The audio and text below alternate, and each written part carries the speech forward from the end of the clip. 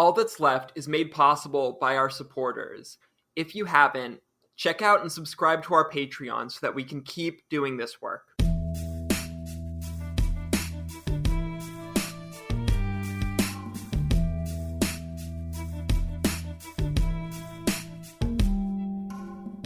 Welcome to All That's Left, a podcast by Left Voice. I'm Sam Carliner. As we record this episode, the war in Ukraine continues. We provided background context on the war and analysis of the larger geopolitics in our episode, Russia, NATO, and the Crisis in Ukraine. Check that out if you haven't, or listen again as a refresher.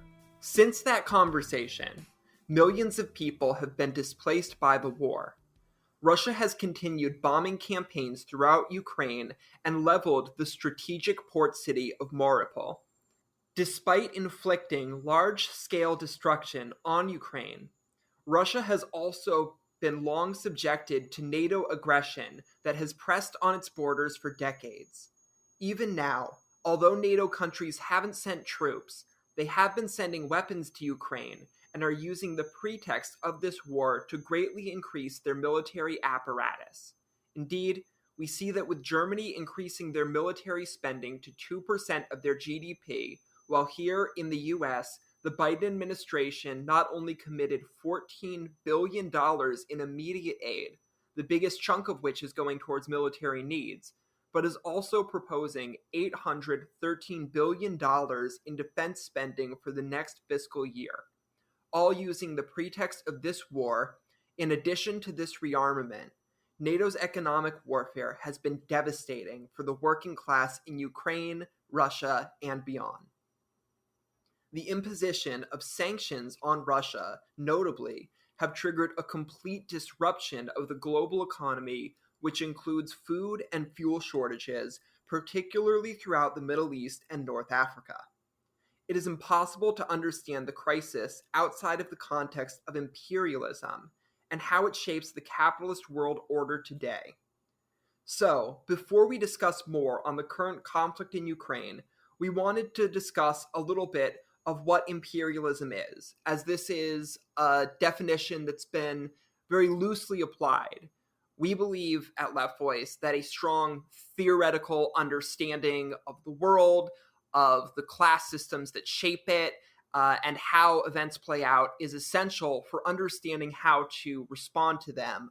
And we hope that this episode will provide a strong theoretical understanding so people can make sense of what's going on in Ukraine and future conflicts as capitalism continues to go further into crisis. For this reason, I'm really excited to be joined by Juan C, a writer and editor of Left Voice with a strong background in theory. Juan, it's so great to have you on the podcast. Hi, Sam. Thanks for having me. Absolutely. And yeah, as I was getting into, a lot of people are trying to make sense of the power dynamics at play here in regards to the dynamics within Ukraine, within the war between Ukraine and Russia, within the larger geopolitical conflict, which includes the US and NATO. And I hope you can start by providing just a definition of what we say at Left Voice when we mean imperialism and how we apply it. What are we talking about? Sure. I think it's important to understand the current war in a larger context, right? And I think that's one of the reasons why we go back to studying, what all these things mean. What is imperialism? I think we can define imperialism as a system of domination by different global powers. It's not just one. There's more than one imperialist power that are fighting for world supremacy. And, this domination typically involves the extraction of a foreign country's resources, the transfer of value in terms of money or commodity forms, and the exploitation of its labor force in different ways, right? So that's quite straightforward, and I think And I think that's also what most people understand as imperialism. Now, there's specifically Marxist in Lenin's tradition, a specific understanding and theory of imperialism. Lenin wrote about this more than 100 years ago. Um, the main idea is that there's the predominance of financial capital in a country at a certain stage of development. And this is important because the predominance of financial capital means that capital can move anywhere where there's profits to be made and where there is the possibility for that. And then that means that at some point there's in that territory, in that country, there's overaccumulation of capital because just imagine financial capital filling every pore of that economic system that can yield some profit. So there's the need of expansion. And this is something that every Marxist who studied uh, imperialism agrees about the need for expansion, from Rosa Luxemburg to Lenin and many others. Now, they maybe disagree on what that need means, but let's leave that aside for a second. So there's the need for expansion and the search for other markets, right, for that capital to make profits. That's one aspect. The other aspect is emergence of monopoly capital. That is mega corporations that are so big and so important that have such a weight in the economy that avoid the natural or the, let's say, the usual rules of the market, who can steer governments, who can have governments accommodate to their own needs, etc., etc. So that's monopoly capital as a big player in the economy. And then another aspect is the export of capital, the presence of that capital going to some other countries in the search for these profits and in the search for new markets and possibilities for capital accumulation. And the last one, although there are one or two more that stem from this, but largely this is the main idea, is that the world is already divided up among the great powers, right? So, and that means that those great powers, those imperialist countries, need to fight each other to enter those markets, to take advantage of those resources, because the world is already divided.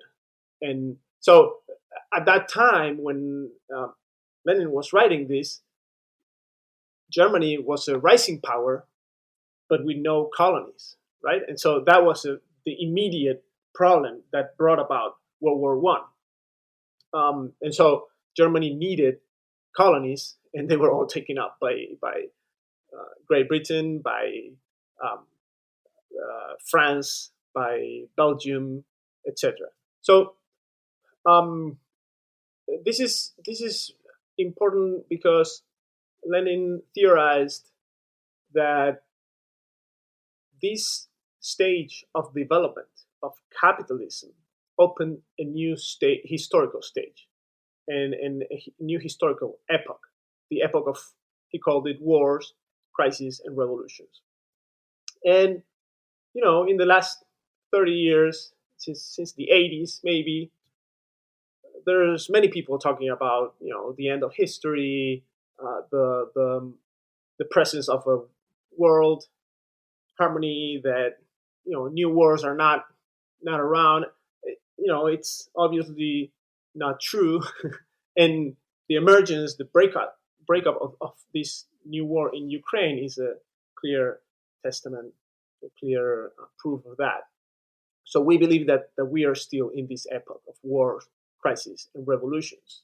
And so that needs to also have an effect on what socialists and revolutionaries are thinking, and where socialism, what kind of imagination we have about the future we want to have. Yeah, I think that's a really great rundown of a lot of the discussions we've been having. And if I can, one thing I want to try to clarify for people is that because coming into leftism and anti-imperialism, I always associated imperialism with just militaries waging wars. And of course, that's really disgusting form of imperialism, which we often refer to as war as I might not get the wording exactly right, but politics through other means. And I think what it's important for people to understand is just because war isn't happening at a certain point, or just because war between great powers isn't happening, doesn't mean that imperialism isn't happening. Of course, we have our comrades in Argentina who are waging a struggle against the IMF, and people need to understand the IMF is like a huge institution of imperialism through financial domination. We have in Afghanistan, the US military withdrew, but now it looks like more Afghans may die from sanctions and on the economy than 20 years of military occupation. And so I wonder if you can apply this this understanding of how finance capital and these economic institutions are part of imperialism, if you can apply that to the world we're in today and how that's actually connected to military conflicts, not necessarily a separate a separate system, but rather a different form that imperialism takes. Yeah, that's a great point. The the world has changed a lot since Lenin wrote this in 1917, and so there are many ways, and in many ways there are much more sophisticated ways and methods by which imperialist countries steal resources, exploit the labor force of other countries, etc., etc. And one very in vogue right now is the outsourcing and the production of goods in some country in Asia or in Latin America, to not for the market of that economy, which is the original way that imperialism used to work. This is what Lenin is talking about when he says export of capital. But interestingly, since the more or less half of 20th century, that capital that has migrated to other countries with cheap labor force produces more and more for the markets in the high income countries. And that's a novel way that capital has found to exploit the resources of other countries. Now, we need to understand that for that to happen, many pieces need to be in place. And one of them, for example, is governments in those countries need to enforce the laws that permit that exploitation, right? And governments in those countries need to keep the labor force, the workers, with a value, as the value of labor force, low for capital to come and take advantage of it. And that means, for example, when they come out to protest for better wages or for social rights, to repress them, right? And we see that across the low-income countries in every region. And so in some way, the shape imperialism takes today is the outsourcing of that repression. For the US, for European countries, it's profitable to have a cheap labor force, but it is a source of conflict if they have them within their borders. So it's great to have them over there and have them repressed and cracked down over there. And, how do they encourage, how do they convince these governments to do the dirty work for them? Well, there are several mechanisms, but one of them, a primary one, is the financial institutions, right? The IMF, the World Bank, imposing austerity plans on those governments, because if they don't implement those austerity plans, they won't have the credits they need, the loans they need. Another very important way that global capital or the big corporations are able to push these governments to implement these austerity policies is by refusing to invest. It's very obvious. It's called global labor arbitrage. When global corporations are looking for a country to invest, they will look for the country where the labor force is submissive and disorganized and cheap, right? And where they don't have much rights and they're not very unionized. And if you track the countries that have received the most capital in the past 12 years, you'll find exactly that. So now, there are some cases where that doesn't work, and a government refuses to do that, and a government challenges U.S. imperialism. And so, in those cases, this is always the case. There's the hard line, the coup, the invasion, the sanctions against Venezuela. So when through the soft power it doesn't work, there's always the hard power, the military, the troops. And we need to understand imperialist power and the leverage that the US, European countries, imperialist countries have over their colonies or semi-colonies. We need to understand it as not just the soft power, but also always the threat of a coup, of an invasion, of the military power. That there is a reason why the U.S. has the largest military power and spends as much as the rest of the 10 countries that come after the U.S. in terms of military budget. Yeah, so I think that you've given a really great overview of imperialism, both theoretically and how it functions in the world today. And I hope you can apply it to what we're seeing now and how this definition explains the war in Ukraine and the different ways that we can understand the powers at play. Yeah, one fact that stems from what we've been discussing about imperialism is that the governments in each of these imperialist countries are just the representatives of their bourgeoisies, right? And they're doing it at the behest of the bourgeoisie. Of course, it's not exactly and directly what Bezos is asking for, and there's always, we don't need to get in fine detail, but they are the representatives of their capitalist class. And so, NATO is. We need to be clear about what NATO is. NATO is a military alliance, right? We're not talking about a humanist organization. I don't know. There's so much bullshit around about how NATO represents Western values and democracy and freedom. But let's be honest, it's a military alliance. It had a defensive purpose initially, but that's no longer the case.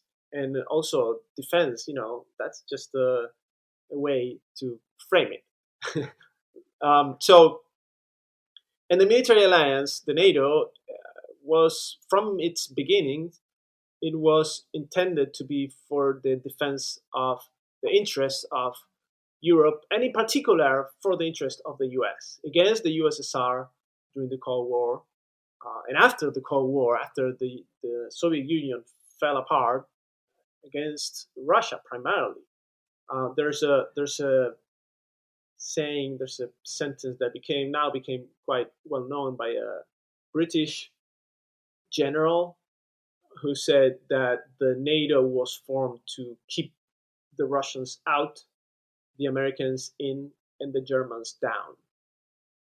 And this is interesting because it's important to remember that it's for the defense primarily of American interests in Europe. It's Americans, the American food in Europe. And if we look at the conflict today, we see that Germany is not that happy with how things have gone so far, right? Germany and Russia were much more of economic partners than the U.S.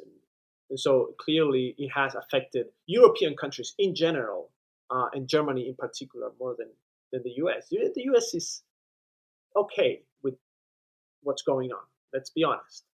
Um, so, and we need to also remember that NATO's record is far from flattering. From bombing Yugoslavia, where no one invited them. No, it's not even that Yugoslavia was a member of NATO or no. And also, they asked for permission to the UN, and the UN said no. But they bombed Yugoslavia for, I think it was 11 weeks, nevertheless, causing terrible damage and tens of deaths. They bombed hospitals, war crimes. We're talking about war crimes. It's not a great record, okay? So, and sometimes I talk with friends who, don't share my political beliefs, and they would talk about, well, but at least NATO, the Ukrainians wouldn't be oppressed by this autocrat, this imperialist, in their words, imperialist power of Russia. And well, but NATO, let's be honest, NATO is the reason why this conflict started, right? And this is not to excuse, of course, the responsibility that Putin has in it, and the Russian government in general has in it. But it's easy to ascribe everything to a madman in the Kremlin, right? To a madman in Moscow. Oh, he's been isolated for so long. Wait, but NATO announced in 2008 that that Georgia and Ukraine would join NATO. And let's be clear also about what that means. That means military bases immediately, military bases in Ukraine, in Georgia, weapons, troops, NATO troops there. So, of course, yeah, it was a provocation. And so now I think that we need to be clear in this context that the war in Ukraine is about much more than just Ukraine. And the invasion and the massacre, the bombing of civilian targets that the Russian military, the Russian government has done is abhorrent, and there are war crimes, and it's really something that no one can absolutely excuse or justify. But we also need to be honest that the US and NATO has just as much of responsibility in generating this conflict. And the proof is the negotiations going on right now, the impasse in the possibility of a ceasefire revolves squarely around the Ukraine's commitment to not join NATO, and that was the issue from the beginning. So, and in this context, there are. I think that if we try to apply Lenin's theory of or definition of imperialism, Russia would not fit that definition because it's not a country that is exporting capital everywhere, or that has, it's a big economy, but because it has 140 million people, but with 140 million people, it has the GDP of Italy or Spain. So, but it's clearly a regional power, and it's clearly behaving towards Ukraine as an oppressive, or some may call imperialist. And well, if we are talking about the great power oppressing another country, yeah, we agree. That's what's happening. That's what's going on. But yeah, just we need to be aware that both sides are oppressing, trying to oppress, to subordinate, to bring Ukraine over to their side for their own good, for their own purpose, and to fulfill their own agenda. Yeah, I think that's a really good explanation of how NATO works, as well as how Russia works in this whole conflict. And of course, I think that leaves us to discuss uh, the people who are suffering most from this conflict, which is the Ukrainians.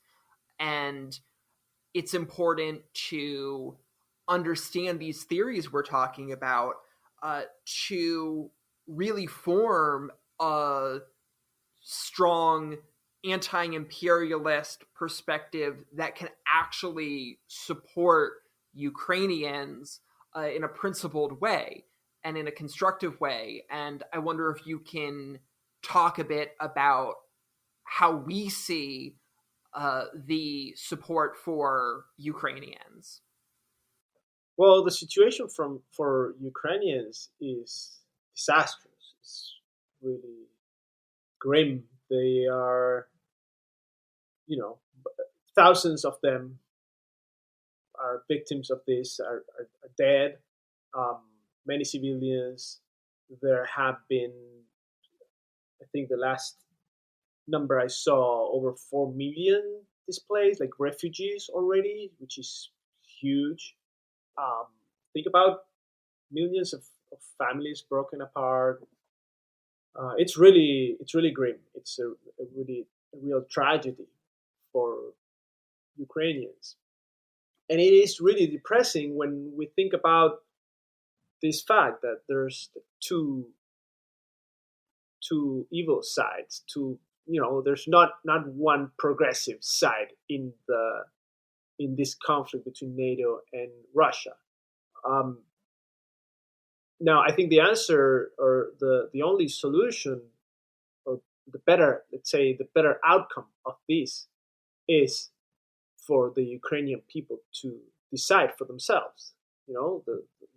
What we call self-determination.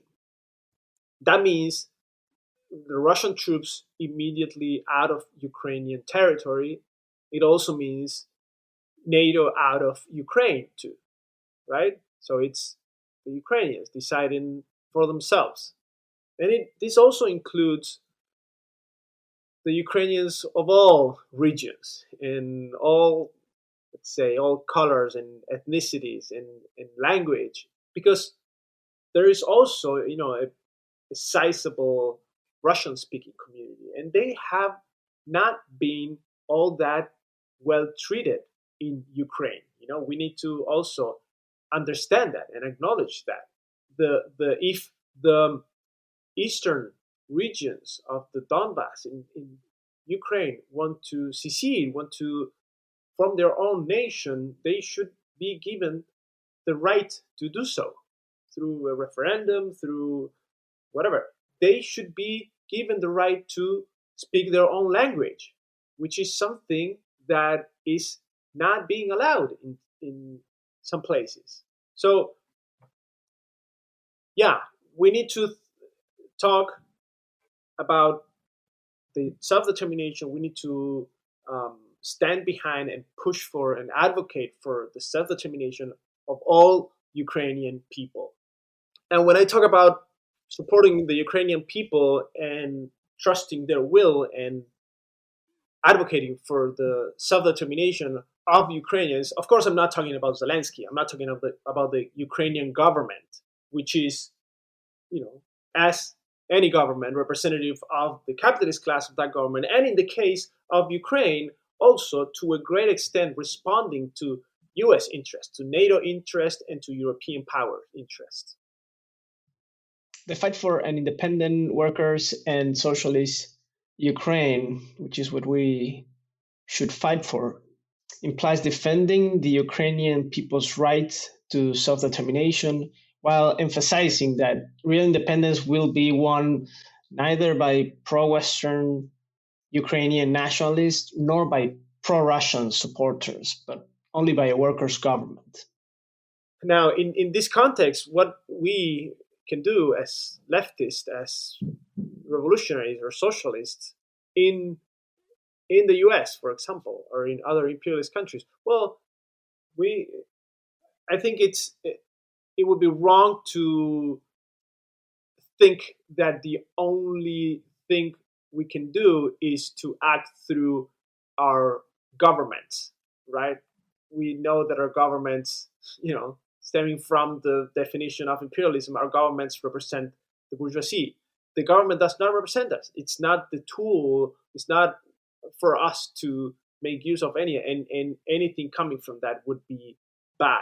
I assure you. So I think it's useful to think about what Lenin called revolutionary defeatism in back in during World War One.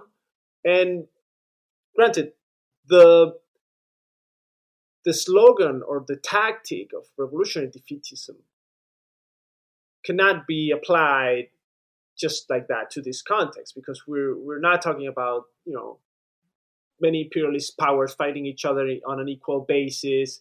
Also, there was a revolutionary situation in Germany, in Russia, that changed the landscape and the possibilities. Strong left revolutionary movements that could exert leverage and. But what he says basically is, let's turn this war, atrocious war, instead of siding with our bourgeoisie, with our countries, and claiming that this is a defensive war for Germany, for example, or for Russia. No, let's turn this war between countries and between class brothers of these two countries, let's turn it into a class war against our own bourgeoisies. And if that means that, he didn't say if that means, he said this inevitably means that as we fight our bourgeoisies, we're putting at risk and we're hurting the goal of our government to win the war. So that means, yes, we're fighting for the defeat. And why? Because we're fighting our bourgeoisie, and we want to bring that war home to a war between classes, which is what we Marxist revolutionaries are about. So in that sense, taking the spirit, if you want, of this tactic, I think what we need to do is to turn against our class enemies at home and against the government that is the representative of our class enemies, and fight for peace, for against the war. We need to, as leftists, do our best, and this is something that goes, in many countries, in many places, it goes beyond our will. But it may happen, it may not happen, but at least we can try. We can make our largest effort, our strongest effort, to elicit an anti-war movement in all the countries that are members of NATO, and in all the countries that are in some way involved in this conflict.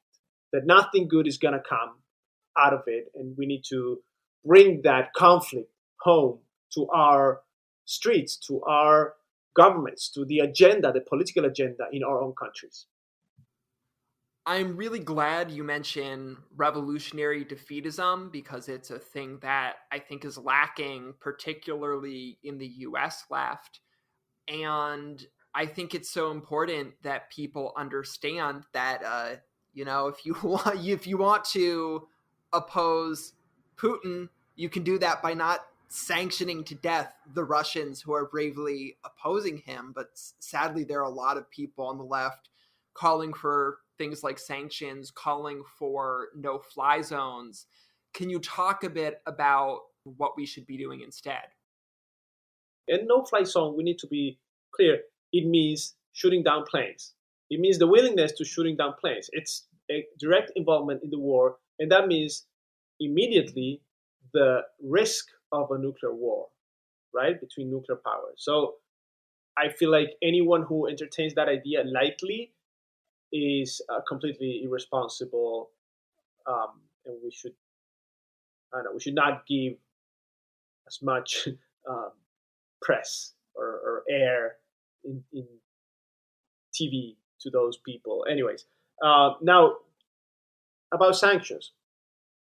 What's the purpose of the sanctions? Is it to hurt the Russian oligarchs who are, funding, let's say, funding the army or keeping Putin in power?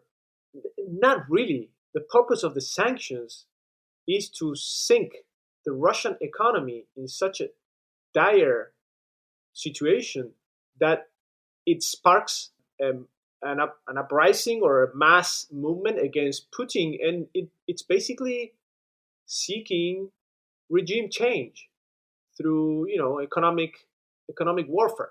So some of the part of the left has supported sanctions or declared themselves, neutral to sanctions, and I think that it's important for Marxists, for revolutionaries, to not condone or even support, that's terrible, a measure that will throw and is throwing millions of people into misery, poverty, desperation, because that's basically using the Russian people as cannon fodder, is manipulating them into opposing, yes, a government that is corrupt, that is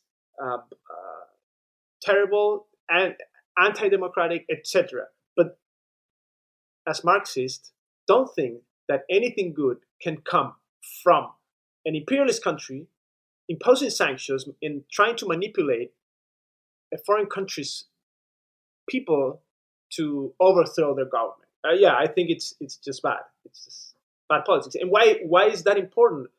That's important because our principles matter. Because we are trying, as Marxists, as revolutionaries, we are trying to rebuild a tradition of democracy, full democracy, of class war and working class organizing that has nothing to do with trusting a bourgeois government, trying to overthrow a foreign government, manipulating a foreign working class.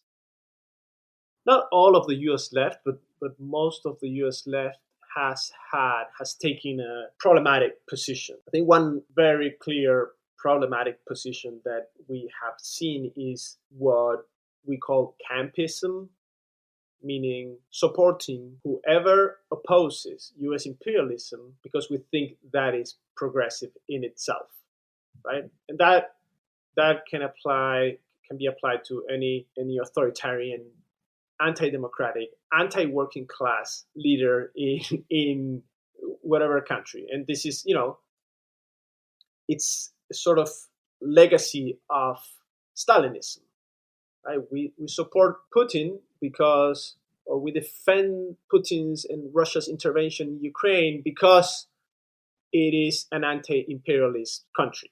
And that is just plain wrong. Nothing will come out of Putin. Putin is at the head of a very capitalist country, defends the interest of the oligarchs and big capitalists that steer Russia's economy. And the only reason that is invading Ukraine is to preserve the interests of Russia. But Russia understood not at the working class people in Russia, as the people in Russia, but mainly as the interest of the people who have the economic power in Russia. So it's untenable to think that Russia or Putin are fighting for any kind of socialism or even well-being of the Ukrainians or the Russians.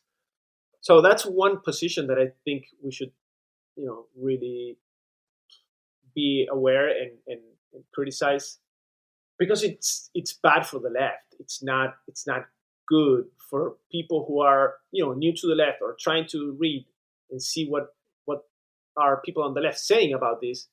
Well, it's not a good press for the left to have someone defending Putin, and it's plainly wrong, and it leads to wrong conclusions, wrong strategy, etc. It's just really bad in any sense. At the same time, there's the other opposite, the opposite side of this campist left, which is the left that is not critical enough of U.S. imperialism. And that can take many forms. It can take the worst forms, like the left that thinks that U.S. is bringing democracy to other countries, or that it's right to impose economic sanctions, for example. And this does not only apply to Ukraine. This also applies to Venezuela, for example. Oh, Venezuela is an authoritarian government. Well, they should have sanctions. Or as AOC said, for example, why doesn't Maduro take the humanitarian aid, which, between parentheses, the State Department was giving in hand to the opposition, the main opposition leader? So, yeah, maybe that's why. Because the humanitarian aid is actually a front, and what they're giving is immediate aid to someone that is openly trying to overthrow a democratically elected government, more or less democratically. We can discuss that, but the U.S. has no business in deciding that either. Okay, and so I think the left needs to be clear about that, and the left needs to have a very critical position about the role of U.S. imperialism and the role that the U.S. has played in strengthening, for example, Israel and reinforcing and reproducing and deepening the oppression of Palestinians. And we see important examples where that has not happened. And talking about the U.S. left, the largest organization on the left, the DSA, the national leadership has decided not to kick out Jamal Bowman after his really disgraceful position and comments about Israel. So I read there's even a purge now within the DSA trying to shut down the BDS movement. So, I mean, a left that is not anti-imperialist in the U.S. has no future. There is no way that you can build. If we are thinking about building socialism, the cooperation and the solidarity with the working class of other countries is central. There's nothing more important than that. But if you are failing in that, then you will inevitably hit a wall in 2-3 years or 10 or whatever. But there's no way you can really build a strong socialist revolutionary movement globally. That is what we need. Yeah, I really appreciate clarifying the internationalism, the anti-imperialism, and that means rejecting campism, and it means rejecting support for U.S. intervention in any form it takes. Before we wrap up, I wonder if you have any closing thoughts on what people should take away from this episode and maybe how people can apply these discussions of imperialism, not just to Ukraine, but to the world that we're seeing today and the state of capitalism, which I imagine will continue to result in disasters for the working class. Well, I would say that imperialism is in capitalism's DNA. It's just the continuation, if you want, the international continuation of capitalism. It's inevitable because it responds to capitalism's own dynamics, and it's not just about having a nice progressive government in some of those imperialist countries. That's not enough to stop imperialism. That's going to continue unless we really are able to overcome this horrible, stupid system that is called capitalism. So the fight against capitalism and the fight against imperialism are one and the same, are tied together. And if you fail at one, you're going to fail at the other. And the reminder that this war in Europe, after so many decades, the reminder that we are still in the epoch of war, crisis, and revolutions, then should also be a reminder that revolutions are going to happen, that we need to prepare that, and we need to build a strong left organization, strong revolutionary movement to be ready for that when that happens. Juan C, thank you so much for this conversation, and thank you to all of our listeners for tuning in. As we said in the beginning, you can support us on Patreon, which is how we're able to keep producing this content, no paywalls, just for all of you. You should also be sure to follow Left Voice on social media. We are at left_voice on Twitter and Instagram, and follow our coverage of this war and so many other important issues impacting the working class. Follow that all at leftvoice.org. And we actually just released a new virtual magazine which has some really great translations of articles from our international news network we're a part of, providing strong debates, Marxist debates on the war in Ukraine and what it means for the international working class. Do check that out, and thank you again for tuning in to All That's Left.